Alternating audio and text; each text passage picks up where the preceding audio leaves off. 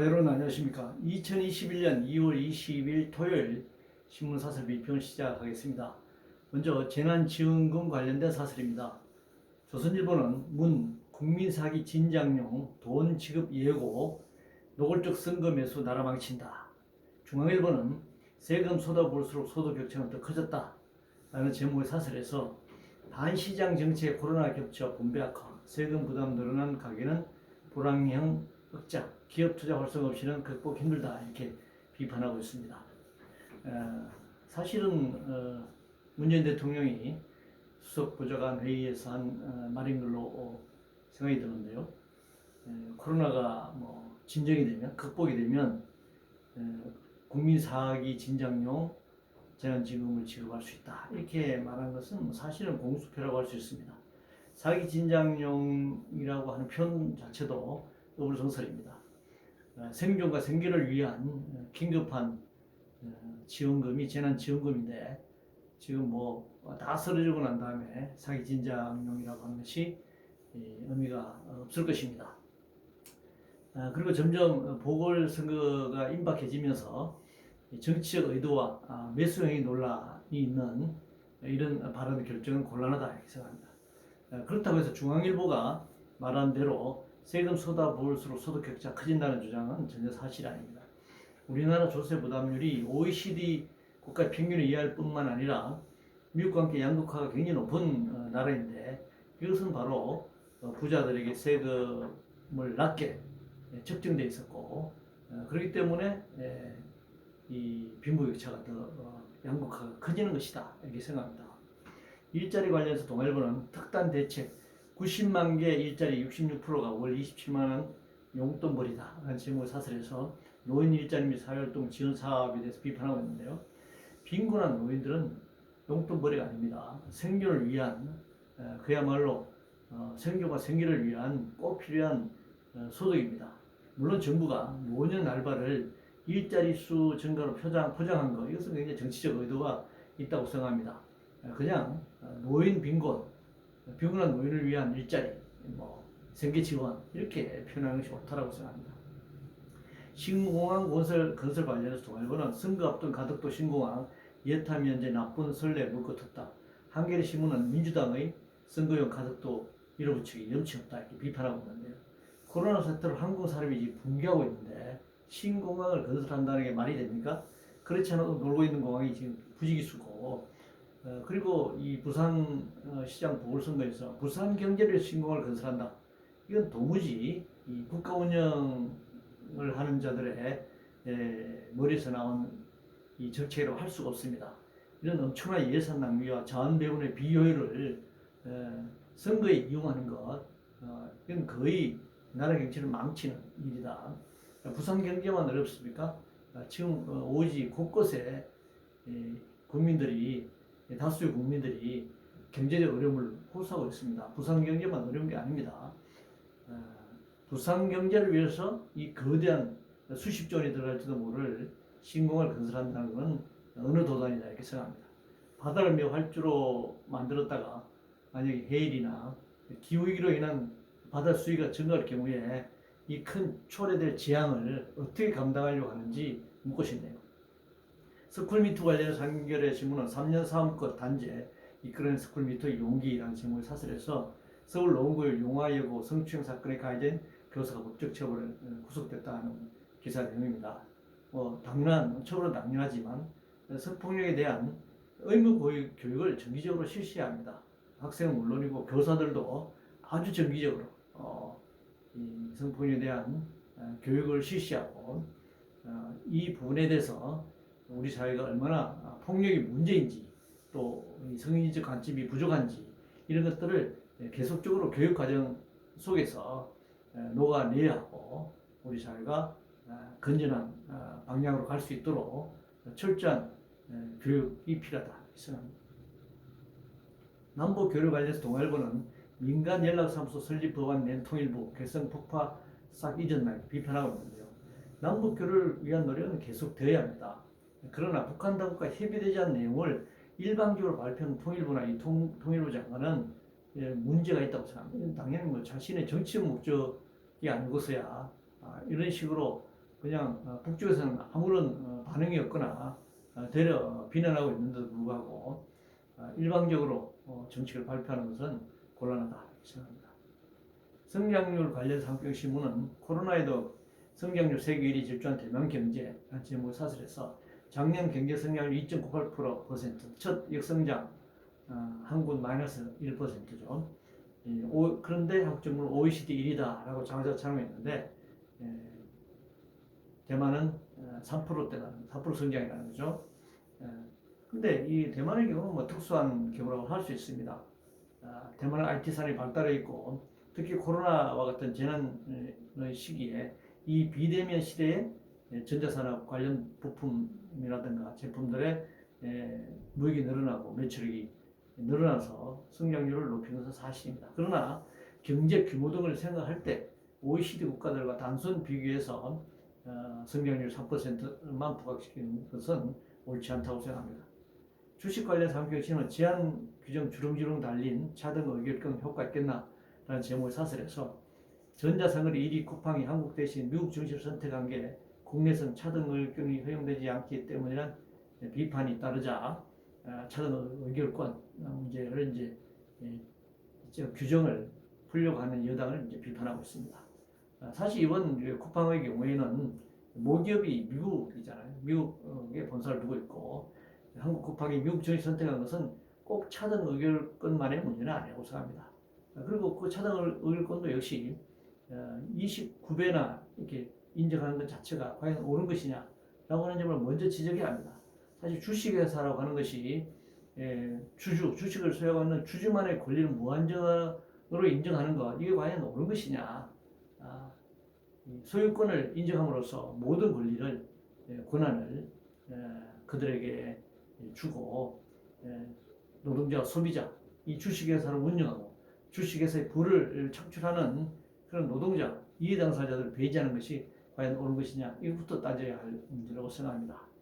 사법검찰 인사, 한국경제신문은 법치의 보호로 사법부에서 들려오는 끊임없는 자범들이라는 제목을 사설해서 친정부 성향의 법관들이 요직을 독차지하고 있다. 내일경제신문은 법원검찰 정권 보위 인사, 국민보호에 부끄럽지 않나. 경제신문은 사법독립 완수하겠다며 거듭사과한 김영수 대법원장 인사와 관련된 비판과 지적이 있습니다. 검찰과 법원이 권력으로부터 완전하게 독립되지 않은 한 이런 문제는 계속 논란이 될 것입니다. 법률과 판검사의 양심에 따라 권력의 영향으로부터 벗어나서 수사하고 판결이 이루어져야 하지만 실제는 그렇지 않습니다. 그 영향을 받고 있는 것이 현실입니다. 무전유죄, 유전무죄라고 하는 것, 그것은 도움만의 문제가 아니라 권력이 있느냐 없느냐에 따라서 판결 결과가 달라지는 소리는 여실히 보고 있습니다. 따라서 검찰과 대법원장을 직선으로 선출하고 그리고 선출됐다고 해서 무조건 중립적 위치를, 중립적 지위를 가질 것이냐, 그럴 수는 없죠. 그래서 거기에 따른 또 강력한 견제 장치를 두는 그 2중, 3중의 제도, 즉 완비가 필요하다 생각합니다. 주택 관련해서 경향신문은 9억 미만 대다수 집 거래에 중개수수료 더 매기겠다니 제목을 사설해서 국민권익위원회의 권고안이 서민 중산층 부담을 키우고 고가주택 구매자 부담은 낮추는 방식으로 대려 문제가 생겼다, 이렇게 지적하고 있는데, 불균등하거나 과도한 수수료를 이제 당연히 제한해야 하겠죠. 그러나 높은 중개 수수료의 원인은 집값이 근본적으로 높기 때문에 발생하는 문제이고, 그리고 이 집 거래가 투기적 거래가 반복되고 있는 것이 더 문제다. 그래서 원인과 결과를 정확하게 봐야 한다. 또 현상만 가지고 이 문제를 해결할 수는 없다. 본질의 문제가 무엇인지, 그 원인이 무엇인지를 먼저 들여다보고 원인을 해결하는, 근본적 원인 문제를 해결하는 것이 필요하다 생각합니다. 무역협회 관련해서 매일경제신문은 15년 만에 기업인 출신 구자일 신임 무역협회장의 그는 기대라는 제목을 사설해서 우리 기업들이 세금, 환경, 노동규제 등에서 역차별 받는다는 하소연이 있다, 이렇게 지적하고 있네요. 결국 돌고 돌아 무역에 영향 크게 미치는 재벌 대기업 총수가 무역협회장으로 이제 오게 됐네요. 그동안 관료 출신들이 무역협회장을 맡은 이유는 국가와 재벌이 합작, 정경 유착을 통해서 무역 중심의 수출 주도 경제 성장 전략, 결과적으로는 불평등한 부패 정책을 낳게 된 것이고요. 또 이렇게 부를 소수의 재벌과 대기업 집중시키는 것으로서 경제성장 전략을 짜는데 용이했기 때문에 이 무역협회장이 사실 무역 당사자들이 협회장을 해야 되지만 관료를 협회장 내세운 이유는 그게 있다라고 생각합니다. 우주개발 관련해서 밀경의 신문은 불붙는 우주개발 전쟁 한국만 나오될 수 없다 이렇게 지적하고 있는데요. 기술과 예산이 뒷받침돼야 하는 것이죠. 그리고 우주항공 연구력 양성과 기술 개발에는 엄청난 시간과 또 엄청난 돈이 예산이 필요합니다. 우리나라 경제 수준, 경제 규모로 비춰봤을 때 미국과 뭐 중국, 일본 이렇게 막 직접 비교하는 것은 무리다라고 생각합니다. 뭐 안타까울 수 있겠죠. 미국은 이미 화성에 무인 우주선이 착륙하고 있는데 우리는 뭐 그 근처도 지금 못 가고 있는 수준이고 발사 기술도 굉장히 낮은 상황이니까 안타까울 수 있지만 그러나 우리의 경제 규모, 경제 수준, 우리 기술력, 기술 수준을 넘어설 수는 없는 것입니다. 그런데 무조건 이 우주 경제에 무조건 뛰어드는 것만이 능사인가 이런 문제를 또 생각해야 합니다. 인류의 삶에 꼭 필요한 경우도 있겠지만 상당수는 국가나 권력 차원의 경쟁적 개발, 낭비적 개발을 통해서 자원을 낭비하거나 빈부격차를 심화시키는 겁니다. 뭐 중국도 그렇고 미국도 그렇고 얼마나 빈곤한 계층이 늘어나고 있고 서민들은 정말 삶에 허덕이고 있는데 이 천문학적인 우주 경쟁에 돈을 쏟아붓는 것이 과연 옳은 것인가 라고 하는 점을 당연히 동시에 봐야 합니다. 그리고 이 위성을 어마어마하게 쏘아올림으로써 이제 이 우주에 쌓이는 쓰레기 이걸 어떻게 처리할 것인가 하는 것이 또 난관이고 이것이 정말 파편처럼 이 지상으로 떨어진 이런 상황들이 계속 늘어난다면 위험도 증가될 수밖에 없다 이렇게 생각합니다. 백신 관련해서 경향신문은 힘 모아도 모자랄 판에 백신 불안 주장하는 사람들은 뭔가 제목의 사설에서 2월 26일부터 요양병원 요양시설 입소 종사자 등 중 65세 미만 27만 명부터 접종을 시작하는 얘기를 하고 있습니다. 물론 불안을 조장하면 안 됩니다. 그러나 불안 요소가 있는 것도 사실이잖아요. 백신 확보가 이게 늦어졌고 다른 나라에 비해서 그리고 아스트라제네카 같은 경우에는 또 65세 이상의 부작용 때문에 맞을 수 없는 먼저 사실 맞아야 되는데 그런 문제라든가 하는 정부 책임, 방역당국의 당연히 책임이 있는 것이고 그것을 그런 책임을 그냥 뭐 불안 조장하는 사람들은 문제다라고 말할 수는 없는 것입니다. 국민의 불안을 해소할 조치를 취하는 것은 국가와 방역당국의 책임이다 이렇게 얘기할 수 있습니다. 국민의 생명 관련해서 조선인은 미국 대통령의 억울한 죽음 호소하는 나라 제목 사설에서 작년 9월 서해상에서 북한군의 살해당해 시신이 불태워진 해양수산부 공무원의 아들 이모군이 조 바이든 미국 대통령에게 아빠의 억울한 죽음에 대한 지지를 밝혀달라 요구했다는 거죠. 정말 안타까운 일입니다. 국가라고 하는 것이 국민의 생명과 안전을 지켜야 할 당연한 의무가 있습니다. 지금 뭐 위아무야 남북관계를 고려해서 위아무야 허지부지 끝나버린 상태인데요. 북쪽에 공동조사를 계속 요구하고 필요한 책임을 당연히 물어야죠. 당연히 우리나라 정부의 책임을 져야 할 문제이지만 일단 북쪽에서 어떻게 북쪽 해안까지 갔느냐 하는 부분은 공동조사를 통해서 해결해야 되는 문제고 일단 그렇다고 하더라도 사살하고 불태워졌다. 만약 그것이 사실이라면은 이거 그대로 넘어갈 수는 또 없는 것 아니겠습니까? 남북 관계를 위해서 남북교를 앞으로 남북교를 원활한 남북교를 위해서도 이건 필요한 조치다 이렇게 생각합니다.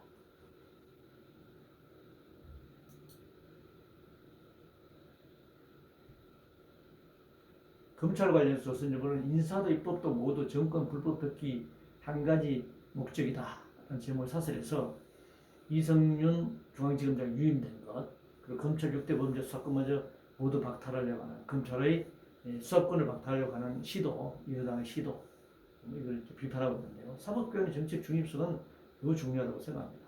따라 사법제도는 여야 정치 세력의 합의를 통해서 만들어져야 하지만 지금 이제 다수당인 더불어민주당이 밀어붙이는 형국이죠. 그러나 그것만으로는 되지 않습니다. 검찰 개혁을 위해서 공수처를 만든다고 구직형 비리가 없어지는 것도 아닌 것이고 또 검찰로부터 이 수사권을 빼앗는다, 기소권만 부여한다고 해서 사법정의가 이루어지는 것도 아닙니다. 결국은 그 새롭게 만들어지는 기관, 뭐 한국식 FBI가 만들어지든 공수처가 만들어지든 이 사법기관장들의 어떤 독립성, 중립성을 어떻게 확보할 것이냐는 문제입니다. 저는 뭐 여러 차례 얘기했습니다만 이 사법기관장들은 최소한 뭐 국회의원 선거나 대통령 선거 때 전국민 투표는 아니라고 하더라도 이 구성원들로부터 일단 직선제를 실시하고 또 중립을 유지하기 위한 제도 장치를 마련하는 것이 필요하다 생각합니다. 학문 관련해서 한겨레 신문은 인권 학문 모두 모독한 램자이언 논문 처리돼야 한다. 제목 사설에서 일본 위안부 폐자를 매춘부로 왜곡한 마크 램자이언 하버드 로스쿨 교수 논문을 비판하고 있습니다. 국가나 기업 또는 단체를 막론하고 또 용역 과제를 발주할 때는 연구 결과를 자신들이 원하는 방향으로 결론을 요구하거나 아니면 자신들이 유리한 방향으로 결론이 나도록 유도하려 하는 것이 소금 먹은 자가 물을 찾는다고 하지 않습니까? 결국은 돈줄이 누구에 의해서 주어지냐, 어떤 목적으로 주어지냐에 따라서 연구 결과가 그런 방향, 돈을 용역을 발주하는, 돈을 대는 어떤 개인이나 집단이나 어떤 세력의 요구하는 방향으로 결론 지어질 왜곡되는 것이죠.